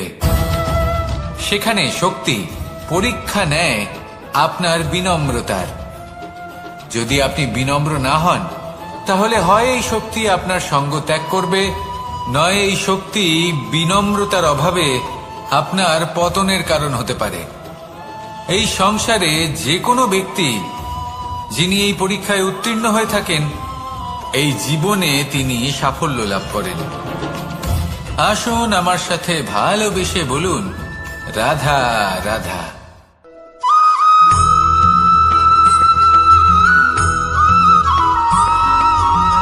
পঞ্চতত্ত্বের মধ্যে দ্বিতীয় তত্ত্ব হল ধরণী, ভূমি, যাকে আমরা ধরণী মাতা বলি। এই ধরণী ধৈর্য ধারণ করে, আর এর ওপরেই আমাদের সমগ্র সংসার নির্ভরশীল। কারণ এই ভূমি সহ্য ক্ষমতা রাখে, এর সহ্য ক্ষমতা হল অপরিসীম। সন্তান যতই আঘাত প্রদান করুক না কেন, প্রেম পূর্বক সহ্য করে, আর তার বদলে অমূল্য রত্ন প্রদান করে। সন্তান যদি হাল চালায় তাহলে তার বদলে তাকে অন্ন প্রদান করে। এটাই হলো ধরণী। এবার এর থেকে আমরা কি শিক্ষা পেতে পারি? এটাই যে কারোর জন্য কিছু করা বা কাউকে কিছু দেওয়া মনে কোনো কামনা ছাড়াই। আর এই কথাটা বুঝে যান, যদি কারোর জন্য কামনা না রেখে বা কোনো পাওয়ার আশা না রেখে কারোর জন্য কিছু করেন বা কারোকে কিছু দেন, যদি এটা আপনি শিখতে পারেন তবে আপনি ভালোবাসতে শিখে গেছেন। আর সেই জন্যই এই ধরিত্রীকে মাতা বলা হয়। কারণ মাতা শুধু উনি নন যিনি গর্ভে সন্তানকে ধারণ করেন, মাতা তো উনিও যিনি জীবন বাঁচতে শেখান, যিনি জীবন বাঁচার উদাহরণ প্রদান করেন। তাহলে ধরণীর থেকে এই নিঃস্বার্থ ভাব শিখুন, নিঃস্বার্থ ভালোবাসা শিখুন, আর এই ভালোবাসার সাথেই বলুন, রাধা রাধা।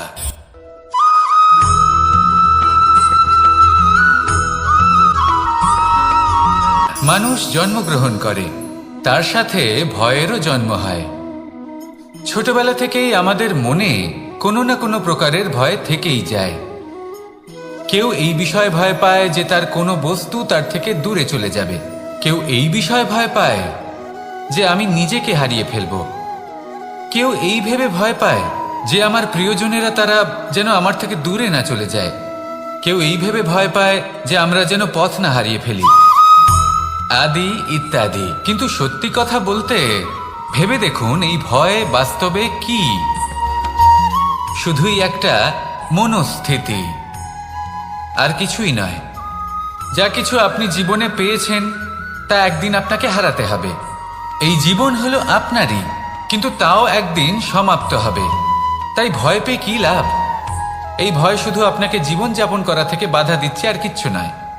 পথ হারিয়ে ফেললেই বুঝতে পারবেন যে নতুন পথ কিভাবে বানাতে হয়। কিছু মানুষকে জীবন থেকে হারালে তবেই আপনি বুঝবেন যে আপনার আপনজনকে। এই ভয়ের কারণে ভীত হয়ে থাকবেন না। এই তারা নক্ষত্র অন্ধকারের অভাবে গুরুত্ব হারায়। শিবকেও মহাদেব হওয়ার জন্য বিষ পান করতে হয়েছিল। প্রত্যেক পরিস্থিতি, প্রত্যেক সাফল্য আপনার পরীক্ষা নেবে। তাতে উত্তীর্ণ হওয়া হলো আপনার কর্ম। যখনই আপনি ভয় পাবেন বা সংকটের সম্মুখীন হবেন, তখন সাহসের সাথে তার সম্মুখীন হন। মনে রাখবেন, যে সম্মুখীন হতে জানে সাফল্য তার সাথে সবসময় থাকে। আসুন আর আমার সাথে ভালোবেসে বলুন, রাধা রাধা।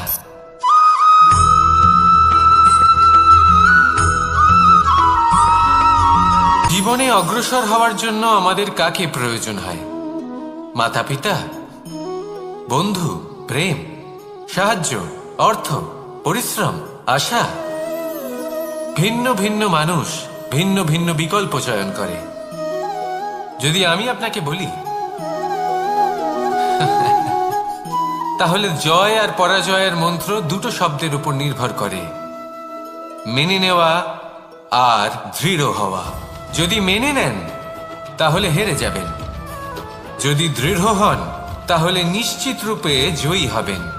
যদি কখনো আপনি ক্লান্ত হয়ে ওঠেন, আপনি দুঃখী হন, পুরোপুরি ভেঙে পড়েছেন, তখন মেনে নেবেন না যে আপনি ভেঙে পড়েছেন, নয়তো হেরে যাবেন। তখন উল্টে স্থির করবেন যে যাই হয়ে যাক না কেন, আমি জয়ী হবই। আর আপনি দেখবেন যে জয় নিশ্চিত রূপে আপনার কাছেই আসবে। তাহলে এই কথা মনে রাখবেন আর আমার সাথে ভালোবেসে বলবেন, রাধা রাধা।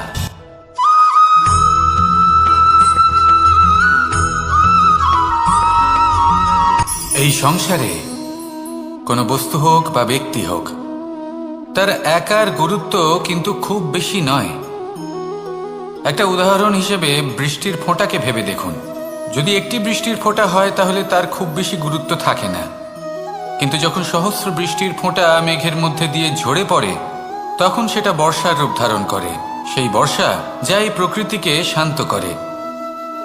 সেইভাবেই পাথরের ছোট টুকরো, তার খুব বেশি গুরুত্ব থাকে না, কিন্তু যখন অসংখ্য পাথরের টুকরো একত্রিত হয় তখন তা পর্বতের আকার ধারণ করে। সেইভাবেই কিছু মানুষ যখন একত্রিত হন তখন তৈরি হয় পরিবার, কিছু পরিবার যখন একত্রিত হয় তখন তৈরি হয় সমাজ, যখন অনেক সংখ্যক সমাজ একত্রিত হয় তখন তৈরি হয় রাজ্য।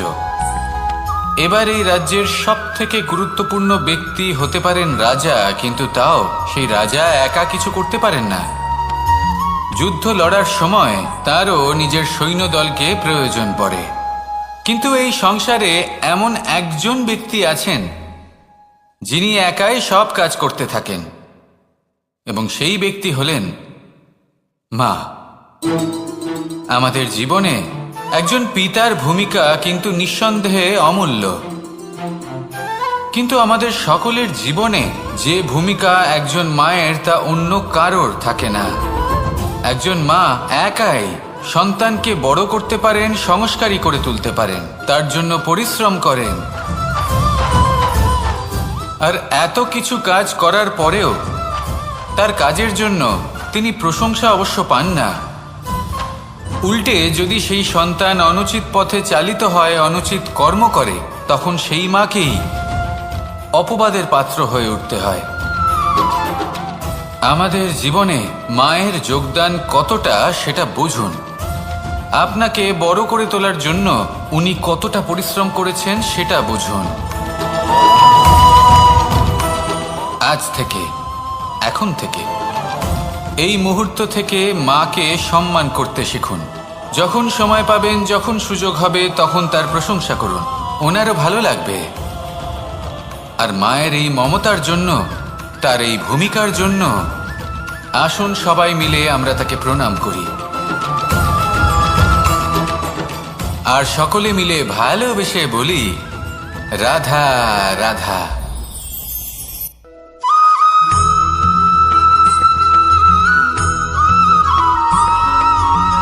এই সংসারের সব থেকে গুরুত্বপূর্ণ তত্ত্ব কোনটা? প্রথম হলো সময়। জন্ম থেকে মৃত্যু পর্যন্ত এই যে সময়, এটাই তো হলো জীবন। দ্বিতীয় হলো জীবন, যাতে আমরা সময়ের সদ্ব্যবহার করি, শ্রেষ্ঠ থেকে শ্রেষ্ঠতর কাজ করার চেষ্টা করি। বহু বছরের এই পরম্পরা, এই সংস্কৃতিকে এগিয়ে নিয়ে যাওয়ার চেষ্টা করি। এই সংসারে আমরা অংশগ্রহণ করতে চেষ্টা করি। তৃতীয় হলো ধন, সেই ধন যা প্রত্যেক ব্যক্তি অর্জন করতে চেষ্টা করেন। এবার এই তিনটি তত্ত্বের মধ্যে একটা সামঞ্জস্য আছে, সমান ব্যাপার আছে। সে ধনই হোক বা সময় হোক বা হোক জীবন। আর সেই সমান ব্যাপার হলো যে যদি আপনি এটা গণনা করতে থাকেন তাহলে তা কমতে থাকে, যদি আপনি এটা ব্যবহার করেন তাহলে তা বাড়তে থাকে। একে সংগঠিত করে রাখতে চেষ্টা করলে এ হাত থেকে ফসকে যায়, কিন্তু যদি আপনি একে সামলে রাখতে শিখে যান তাহলে এমন কাজ করবেন যাতে সংসারের সাথে সাথে পরবর্তী প্রজন্ম লাভবান হবে। যদি কিছু শিখতে চান তাহলে সামলাতে শিখুন, গণনা করা বা সংগঠিত করা নয়। আসুন আর আমার সাথে ভালোবেসে বলুন, রাধা রাধা।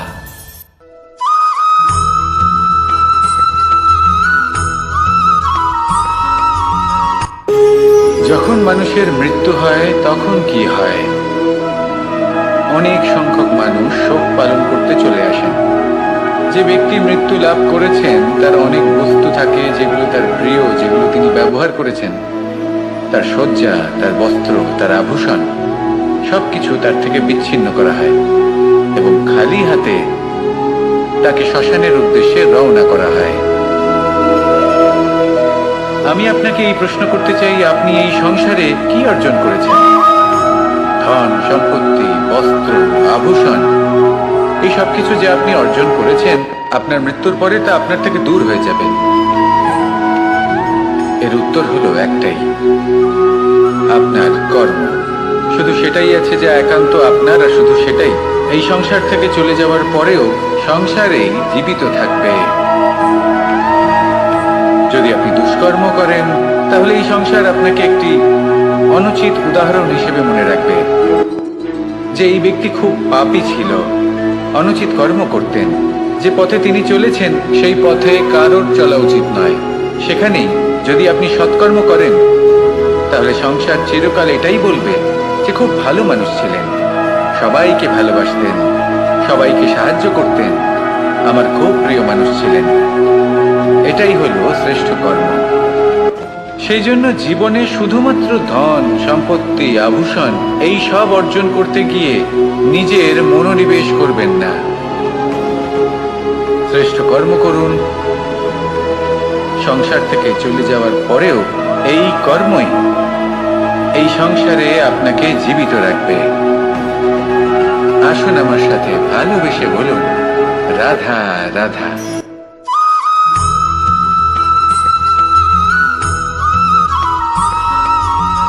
এই সংসারে প্রত্যেক মানুষ এটাই চান যে তিনি যেন ধনবান হন, আর্থিক অবস্থা তার ভালো থাকে, ওনার বাড়িতে লক্ষ্মীর আগমন হয়। কিন্তু সেটা হবে কি করে, সেটাই হলো প্রশ্ন। কেউ বলেন যে যদি পরিশ্রম করো তাহলে ধন অর্জন সম্ভব, কেউ বলেন যে যদি বিদ্যা লাভ হয় তবেই ধন অর্জন সম্ভব, কেউ বলেন যে যদি বলশালী হও তবেই সম্পন্ন থাকবে। ভালো কথা, যদি তাই হয়ে থাকে তবে দিনমজুর সারা দিন পরিশ্রম করেন, তিনি কেন ধনী হন না? অনেকজন বিদ্বান মানুষ আছেন এই সংসারে, তারা কেন ধনবান হন না? অনেক সংখ্যক বলশালী ব্যক্তি আছেন, তাদের কাছে ধন নেই কেন? তাদের কেন ধনের অভাব হয়? আবার এমনও কিছু মানুষ আছেন যারা পরিশ্রম করেন, তারা দিনমজুর, কিন্তু তারা ধন অর্জন করতে পারেন। কিছু বিদ্বান ব্যক্তি আছেন যাদের কাছে অধিক মাত্রায় ধন রয়েছে, কয়েকজন বলশালী ব্যক্তি রয়েছেন যাদের কাছে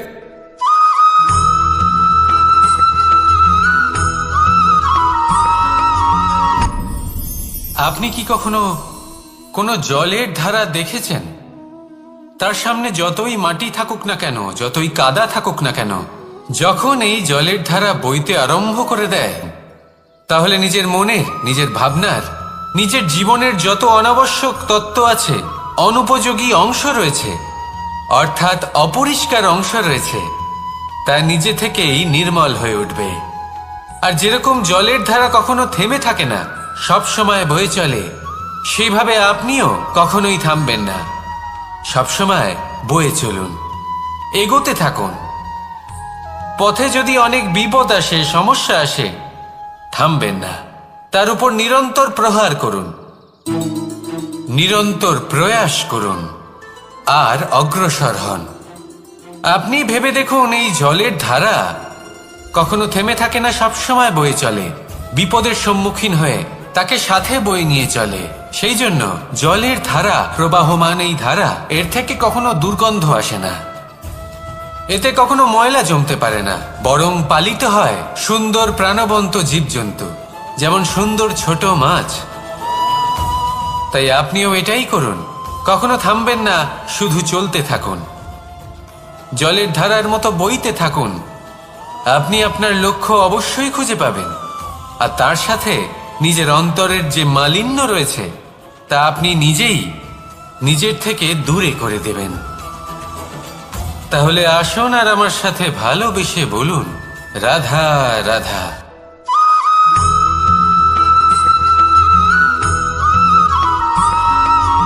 ফিরে আসছিলেন এবং তাদের ফেরার পথে হঠাৎ করে কোথাও থেকে একটি বাছুর চলে এলো। এই দুই বোন ভয়ভীত হয়ে গেলেন, আর তাদের হাত থেকে সেই আটা পড়ে গেল, মাটিতে মিশে গেল। এবার এই পুরো ঘটনাক্রমে যদি কারোর বিন্দুমাত্র লাভ হয়ে থাকে, বিন্দুমাত্র আনন্দ পেয়ে থাকে, তাহলে সে কে? সেই ছোট বোন, যিনি মাঝে মাঝেই গমের দানা তুলছিলেন এবং খাচ্ছিলেন। কিছুটা হলেও উনি আনন্দ লাভ করেছিলেন। এবার এরকমই হলো আমাদের জীবনে ভক্তি এবং ভালোবাসা সংক্রান্ত বিষয়। মানুষ নিজের জীবনের দৈনিক কাজে এতটাই ব্যস্ত হয়ে পড়েন, প্রত্যেকদিন শুধু কাজ কাজ কাজ কাজ করতে থাকেন, আর তাতে ভক্তি এবং ভালোবাসার জন্য সময় বার করতেই পারেন না। দেখুন, জীবনে ভক্তি আর প্রেমের এই যে ছোট ছোট মুহূর্ত আছে, এগুলো যদি আপনি যাপন করতে পারেন, তাহলে তাতেই আপনি তৃপ্তি লাভ করবেন। বাকি সবই আপনার ব্যর্থ বলেই মনে হবে। জীবনে যখনই আপনি কোনো কাজ করবেন, ঈশ্বরের প্রতি সমর্পিত হয়ে সেই কাজ করুন। আর যখনই সময় পাবেন, তাহলে সেই সময় নিজের আপনজনদের দিন, যাদের আপনি ভালোবাসেন, তাদের প্রতি যত্নবান হন, তাদের শুভাকাঙ্ক্ষী হন। এই প্রেম আর ভক্তির ছোট ছোট মুহূর্তগুলো আপনার জীবনকে চরিতার্থ করে তুলবে। আসুন আমার সাথে ভালোবেসে বলুন, রাধা রাধা।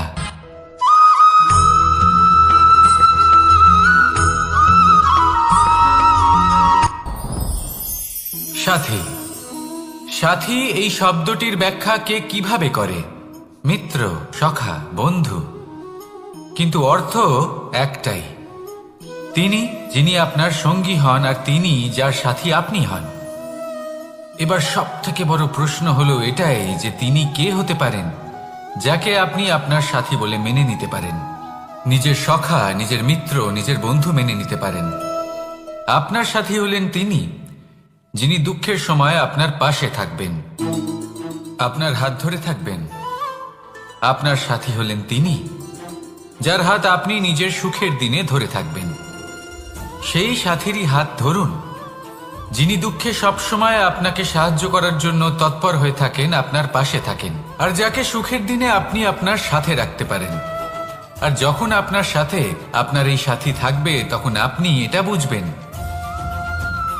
যে যখন জীবনে দুঃখ আসে, তখন এই দুঃখ কমে যায়, সবার মধ্যে ভাগ হয়ে যায়। আর যদি তখন সুখ আসে, তাহলে সেটা সবার উপস্থিতিতে আরো বেড়ে যায়। এটাই হলো প্রেম, এটাই হলো ভালোবাসা, এটাই হলো সঙ্গ। যেমন সম্পর্ক আমার আর রাধার মাঝে। তাহলে আসুন আর আমার সাথে ভালোবেসে বলুন, রাধা রাধা।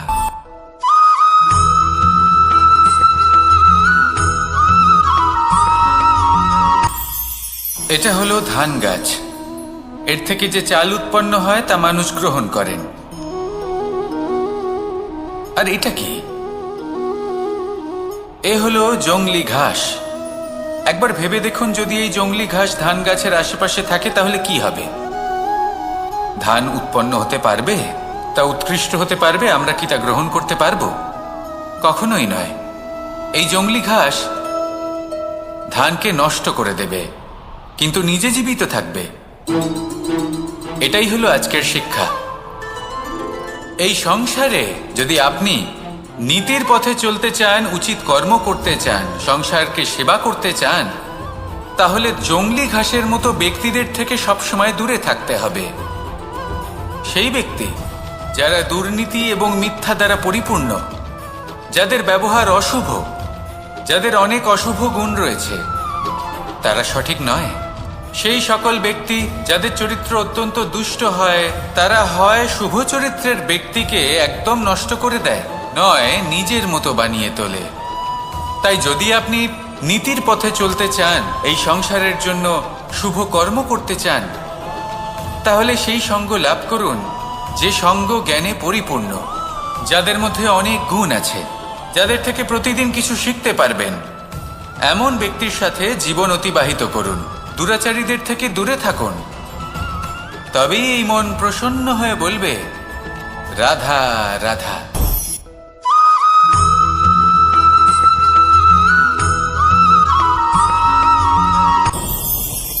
ভয়ের সাথে আমরা সবাই পরিচিত, কষ্টও আমরা সবাই পেয়েছি। কখনো কখনো আমরা অসুস্থ হয়ে পড়ি, আর এমন সময় হলে মাতার মমতা, কখনো বাবার স্নেহ, কখনো বন্ধুদের পাশে থাকার অনুভূতি আমাদের রোগ নিরাময়ে সাহায্য করে। কখনো যদি আমরা নিরাশ হয়ে পড়ি, তখন যদি আমাদের কোনো আপনজন আমাদের দুটো ভালো কথা বলে, তখন আমাদের মনোবল বেড়ে যায়। ঠিক তেমন সংসারের এই রঙ্গমঞ্চে যদি আপনি পীড়িত অনুভব করেন, কিছু শুভ কথা আলোচনা করুন, কিছু স্তুতি গান করুন, কিছু মুহূর্তের জন্য হলেও নিজের ইষ্টদেবের কথা স্মরণ করুন আর প্রার্থনা করুন। সাহস বাড়বে, শক্তিও বৃদ্ধি পাবে এবং সামনে এগিয়ে চলার পথও দেখতে পাবেন। তখন এই মন প্রসন্ন হয়ে বলবে, রাধা রাধা।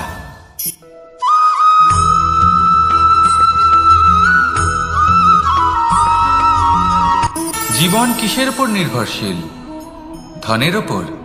বৈভবের অনুভব যদি আপনি করতে চান, তাহলে তা পাবেন শুধু একতার দ্বারা, সংগঠনের দ্বারা।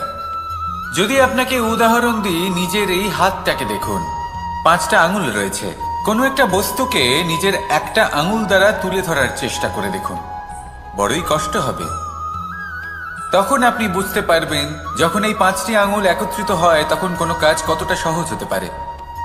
এটাই হলো শক্তি, একতার। সব থেকে ভালো উদাহরণ যদি আপনাকে দিই, তাহলে বাঁশি। এই বাঁশি থেকে অত্যন্ত মধুর সুর নির্গত হয়, যা সবার মন প্রসন্ন করে দেয়। এই কথা সত্যি। কিন্তু এই বাঁশি আমি একটা বা দুটো আঙুল দিয়ে বাজাতে পারবো না। আমাকে প্রত্যেকটা আঙুল ব্যবহার করতেই হবে, তবেই এর থেকে মধুর সুর নির্গত হবে, যা সকলকে প্রসন্ন করবে। ঠিক কিনা? ঠিক এইভাবেই যদি আপনি চান যে আপনার জীবনরূপী বাঁশি থেকেও মধুর সুর নির্গত হোক বা সবার মনকে প্রসন্ন করে তুলুক, তাহলে আপনাকেও জীবনে একতা নিয়ে আসতেই হবে। আপনি একাও কর্ম করতে পারেন, পথ চলতেও পারেন, সামনেও এগোতে পারেন, সাফল্যও লাভ করতে পারেন। কিন্তু যখন সকলে একসাথে এগোবেন, সেই পথে চলবেন, সেই কর্মই করবেন, তখন লক্ষ্যে অবশ্যই পৌঁছবেন, সাফল্য অবশ্যই লাভ করবেন। কিন্তু সেই সাফল্য এবং তার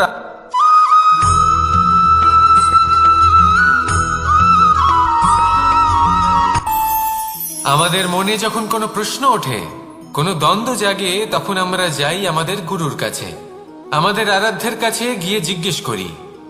এইভাবেই একদিন আমি পৌঁছলাম আমার আরাধ্যের কাছে, আমার মহাদেবের কাছে, আর ওনাকে প্রশ্ন করলাম যে, মহাদেব, জীবনে আনন্দ পাওয়ার, উৎসব পালনের, প্রেম ভাগ করে নেবার, জীবনকে উপভোগ করে নেওয়ার সর্বশ্রেষ্ঠ সময় কোনটা?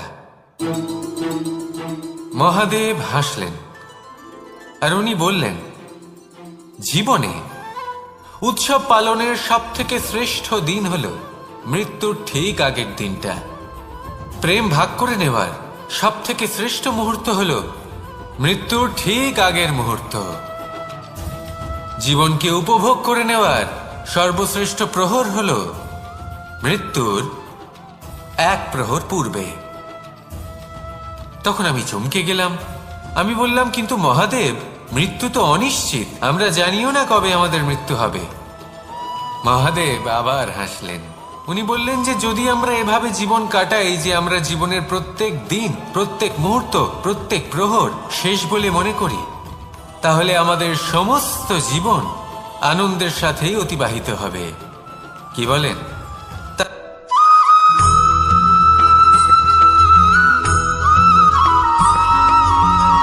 মানুষের মানসিকতা এমন হয় যে সে যতটা করে আশা করে যে তার থেকে অনেক বেশি তার বদলে সে পাবে। দেখুন, সবকিছুই আপনার ভাবনা চিন্তার উপর নির্ভর করছে। আপনি যদি ফলের বিষয়ে ভেবে কর্ম করতে থাকেন তাহলে সেটা অনুচিত। জীবনের আসল আনন্দ হলো নিজের কর্ম করতে থাকা, ফলের চিন্তা করা উচিত নয়। যদি আপনি এরকম ভাবেন যে আমি এতটা করছি, আমার এতটা পাওয়া উচিত, সেই ভাবনা অনুচিত। যদি আপনি সেবার মানসিকতা নিয়ে কর্ম করতে থাকেন, কর্মচক্রে প্রবাহিত হন, যদি আপনি এমন ভাবনা রাখেন যে আমি এতটা পাচ্ছি তাই এর থেকে অনেক বেশি আমি কর্ম করব, তাহলে নিশ্চিতরূপে আপনি যতটা করছেন তার থেকে অনেক বেশি আপনি পাবেন। আপনার আশার থেকে অনেক বেশি আপনি পাবেন। শুধু জীবনে অনেক বেশি কাজ করতে থাকুন, ফলের চিন্তা করবেন না। আর মনে রাখবেন, এই ভাবনাই সব থেকে বড় বীজ। কর্মের উপর বিশ্বাস রাখুন। জীবনে যা যা আপনি চান সবই সুখময় হবে। আসুন আর আমার সাথে ভালোবেসে বলুন, রাধা রাধা।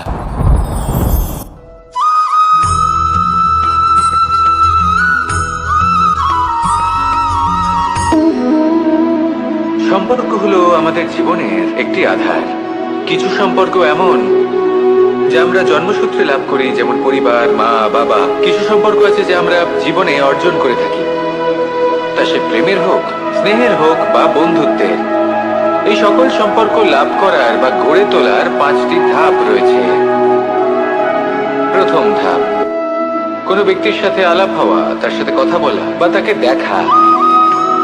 দ্বিতীয় ধাপ, সে ব্যক্তিকে আমাদের ভালো লাগা। তৃতীয় ধাপ, আমাদের এটা চাইতে শুরু করা যে জীবনে এই ব্যক্তি যেন আমাদের বন্ধু হন, আমাদের জীবনে থাকেন, বা আমাদের কাউকে ভালোবেসে ফেলা। আর এটা আমাদের ভাবা বা চাওয়া যে সেই ব্যক্তি যেন আজীবন আমার সাথে থাকেন, আমার জীবনে আমার সাথী হয়ে। চতুর্থ ধাপ, লাভ করা। এবার এই ধাপটি অনেক মানুষের পক্ষেই খুবই সরল হয়, বড়ই সরলভাবে নিজেদের সঙ্গীকে লাভ করে থাকেন। কিছু মানুষের জন্য এই ধাপ অত্যন্ত কঠিন হয়ে থাকে। অনেক প্রতিকূল পরিস্থিতির উপর জয়লাভ করে তারা সঙ্গীকে লাভ করেন, কিন্তু লাভ অবশ্যই করেন। এরপরে আসে পঞ্চম, অন্তিম এবং সব থেকে গুরুত্বপূর্ণ ধাপ।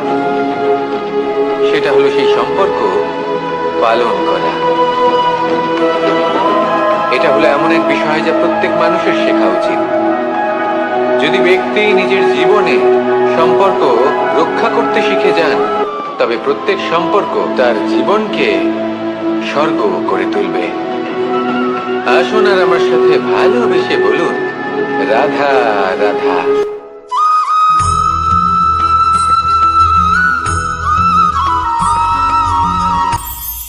এটা হলো ধান গাছ। এর থেকে যে চাল উৎপন্ন হয় তা মানুষ গ্রহণ করেন। আর এটা কি?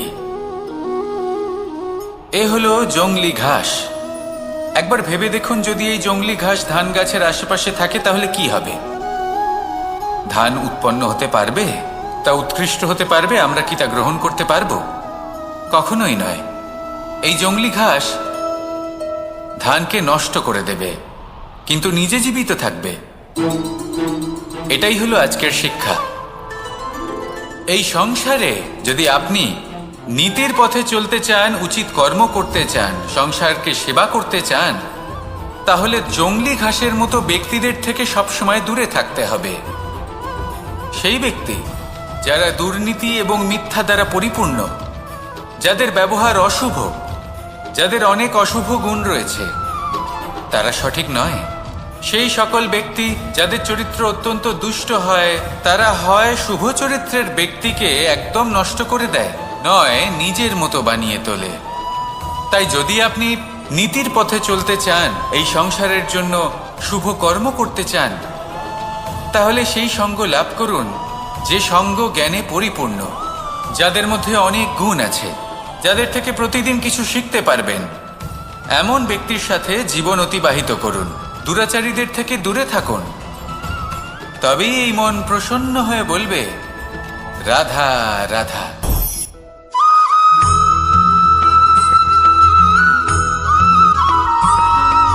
মানুষের একটি সমস্যা আছে যে মানুষ সাফল্যকে মাপতে থাকেন, লক্ষ্যপ্রাপ্তিকে মাপতে থাকেন এবং তার তুলনা করতে থাকেন যে ও এত কিছু পেল আর আমি পেলাম না, ওর কাছে এত কিছু আছে কিন্তু আমার কাছে নেই। এই তুলনা করার জন্য ওনারা দুঃখী হয়ে পড়েন, নিরাশ হয়ে পড়েন। তাই আমি একটা প্রশ্ন করছি যে এটা কি উচিত? এই সংসারে আপনি কি নিয়ে তুলনা করবেন, যেখানে সূর্যদেব চন্দ্রমা দুজনেই আছেন, দুজনেই হলেন বিশেষ, দুজনেই নিজ নিজ সময়ে উদিত হন। এদের মধ্যে একজন না থাকলে তাহলে আমাদের জীবন কঠিন হয়ে পড়বে। ঠিক সেইভাবেই আপনি যদি একটা বড় রেখা অঙ্কন করেন, তাহলে অন্য রেখাটি ছোট হয়ে পড়ে না, সে তেমনই থাকে যেমনটা সে ছিল। আপনার অস্তিত্ব কখনো ছোট বা বড় হতে পারে না। শুধু তুলনা করার জন্য আপনার এটা মনে হতে পারে। যদি আপনি যুদ্ধ করতে চান, আপনার তলোয়ারের প্রয়োজন পড়বে। যদি বস্ত্র তৈরি করতে চান, এত বড় তলোয়ার দিয়ে কিছুই হবে না, তখন প্রয়োজন পড়বে একটা ছোট্ট সূচের। তাই তুলনা করবেন না, না নিজেকে ছোট মনে করবেন, না অন্য কাউকে। সবার সাথে সহযোগিতা করুন, আর যদি তুলনা করতেই হয় নিজের সাথে করুন, যে কাল আমি কেমন ব্যক্তি ছিলাম, আজ কি তার থেকে শ্রেষ্ঠ হয়ে উঠতে পেরেছি। ভেবে দেখুন ভবিষ্যতে গিয়ে আপনি কতটা শ্রেষ্ঠ ব্যক্তি হতে পারেন। আসুন আমার সাথে ভালোবেসে বলুন, রাধা রাধা।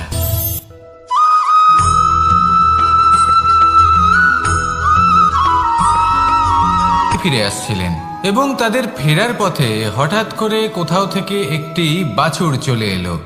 এই দুই বোন ভয়ভীত হয়ে গেলেন, আর তাদের হাত থেকে সেই আটা পড়ে গেল, মাটিতে মিশে গেল। এবার এই পুরো ঘটনাক্রমে যদি কারোর বিন্দুমাত্র লাভ হয়ে থাকে, বিন্দুমাত্র আনন্দ পেয়ে থাকে, তাহলে সে কে? সেই ছোট বোন, যিনি মাঝে মাঝেই গমের দানা তুলছিলেন এবং খাচ্ছিলেন। কিছুটা হলেও উনি আনন্দ লাভ করেছিলেন। এবার এরকমই হলো আমাদের জীবনে ভক্তি এবং ভালোবাসা সংক্রান্ত বিষয়। মানুষ নিজের জীবনের দৈনিক কাজে এতটাই ব্যস্ত হয়ে পড়েন, প্রত্যেকদিন শুধু কাজ কাজ কাজ কাজ করতে থাকেন, আর তাতে ভক্তি এবং ভালোবাসার জন্য সময় বার করতেই পারেন না। দেখুন, জীবনে ভক্তি আর প্রেমের এই যে ছোট ছোট মুহূর্ত আছে, এগুলো যদি আপনি যাপন করতে পারেন, তাহলে তাতেই আপনি তৃপ্তি লাভ করবেন। বাকি সবই আপনার ব্যর্থ বলেই মনে হবে। জীবনে যখনই আপনি কোনো কাজ করবেন, ঈশ্বরের প্রতি সমর্পিত হয়ে সেই কাজ করুন। আর যখনই সময় পাবেন, তাহলে সেই সময় নিজের আপনজনদের দিন, যাদের আপনি ভালোবাসেন, তাদের প্রতি যত্নবান হন, তাদের শুভাকাঙ্ক্ষী হন। এই প্রেম আর ভক্তির ছোট ছোট মুহূর্তগুলো আপনার জীবনকে চরিতার্থ করে তুলবে। আসুন আমার সাথে ভালোবেসে বলুন, রাধা রাধা।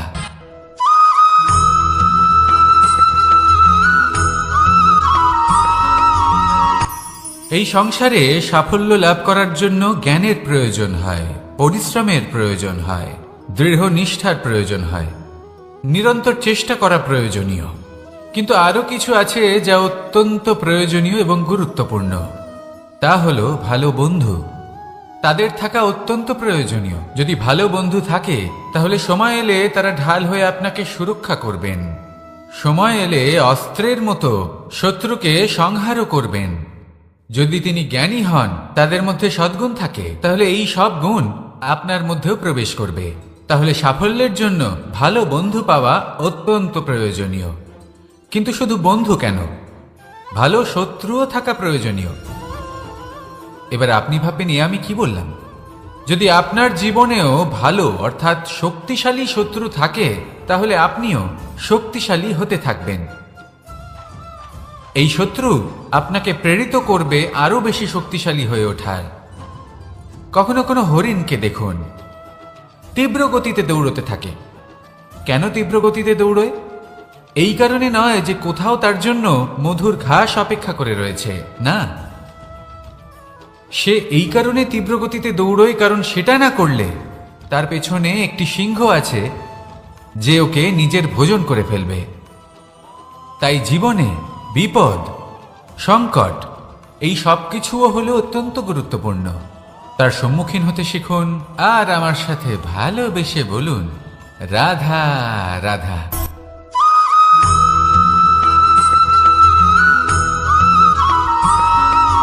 জীবনে অগ্রসর হওয়ার জন্য আমাদের কাকে প্রয়োজন হয়? মাতা পিতা, বন্ধু, প্রেম, সাহায্য, অর্থ, পরিশ্রম, আশা। ভিন্ন ভিন্ন মানুষ ভিন্ন ভিন্ন বিকল্প চয়ন করে। যদি আমি আপনাকে বলি তাহলে জয় আর পরাজয়ের মন্ত্র দুটো শব্দের উপর নির্ভর করে, মেনে নেওয়া আর দৃঢ় হওয়া। যদি মেনে নেন তাহলে হেরে যাবেন, যদি দৃঢ় হন তাহলে নিশ্চিত রূপে জয়ী হবেন। যদি কখনো আপনি ক্লান্ত হয়ে ওঠেন, আপনি দুঃখী হন, পুরোপুরি ভেঙে পড়েছেন, তখন মেনে নেবেন না যে আপনি ভেঙে পড়েছেন, নয়তো হেরে যাবেন। তখন উল্টে স্থির করবেন যে যাই হয়ে যাক না কেন আমি জয়ী হবই। আর আপনি দেখবেন যে জয় নিশ্চিত রূপে আপনার কাছেই আসবে। তাহলে এই কথা মনে রাখবেন আর আমার সাথে ভালোবেসে বলবেন, রাধা রাধা।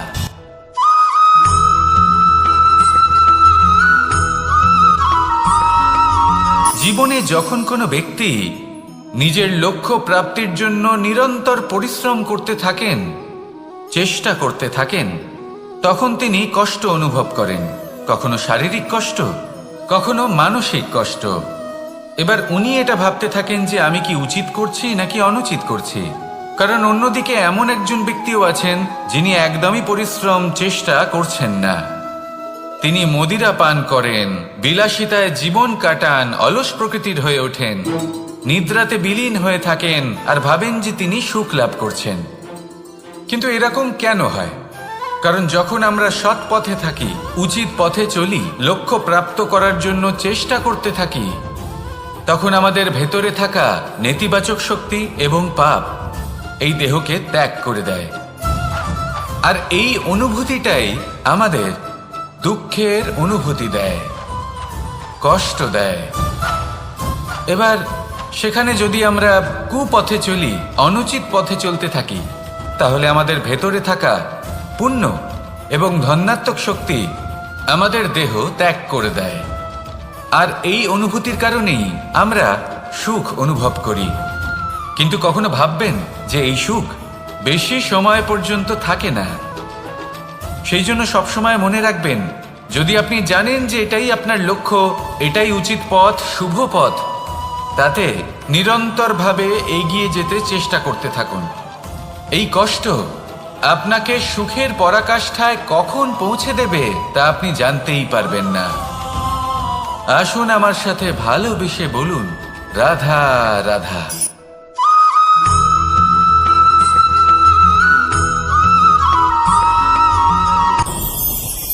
ভয়ের সাথে আমরা সবাই পরিচিত, কষ্টও আমরা সবাই পেয়েছি। কখনো কখনো আমরা অসুস্থ হয়ে পড়ি, আর এমন সময় হলে মাতার মমতা, কখনো বাবার স্নেহ, কখনো বন্ধুদের পাশে থাকার অনুভূতি আমাদের রোগ নিরাময়ে সাহায্য করে। কখনো যদি আমরা নিরাশ হয়ে পড়ি, তখন যদি আমাদের কোনো আপনজন আমাদের দুটো ভালো কথা বলে, তখন আমাদের মনোবল বেড়ে যায়। ঠিক তেমন সংসারের এই রঙ্গমঞ্চে যদি আপনি পীড়িত অনুভব করেন, কিছু শুভ কথা আলোচনা করুন, কিছু স্তুতি গান করুন, কিছু মুহূর্তের জন্য হলেও নিজের ইষ্টদেবের কথা স্মরণ করুন আর প্রার্থনা করুন। সাহস বাড়বে, শক্তিও বৃদ্ধি পাবে এবং সামনে এগিয়ে চলার পথও দেখতে পাবেন। তখন এই মন প্রসন্ন হয়ে বলবে, রাধা রাধা।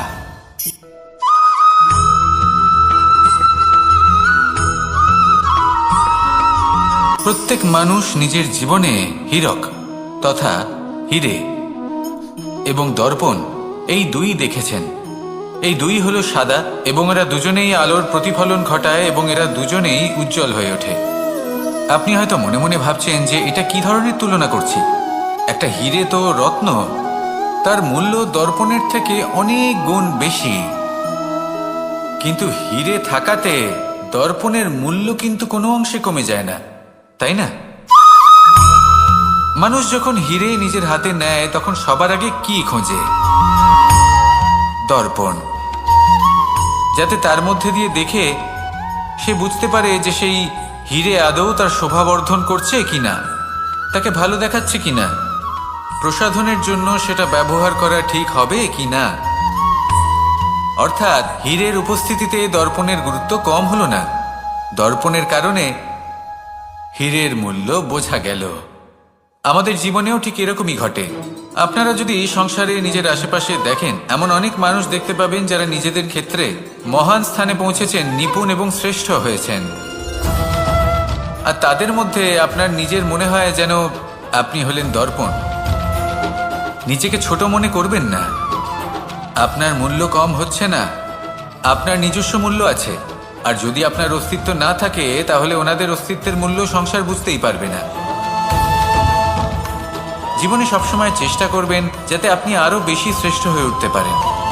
আপনি নিজে যে স্থানে আছেন সেটাকে ছোট মনে করবেন না, তারও নিজস্ব একটা মূল্য আছে। যদি আপনি হীরে হয়ে থাকেন তাহলে অহংকার করবেন না, যদি আপনি দর্পণ হয়ে থাকেন তাহলে নিজেকে ছোট মনে করবেন না।